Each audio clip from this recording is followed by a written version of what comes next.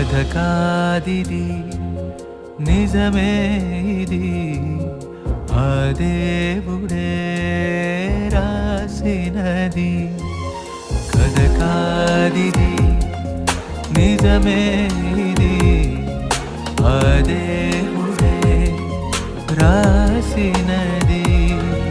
చదవాలి నీవు ఆ దేవుని పుస్తకం బడిలోని చెప్పని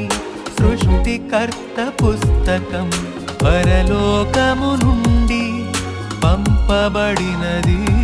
పరిశుద్ధాత్మ ప్రేరణతో వ్రాయబడినది కథ కాదిది నిజమే ఇది ఆ దేవుడే రాసిన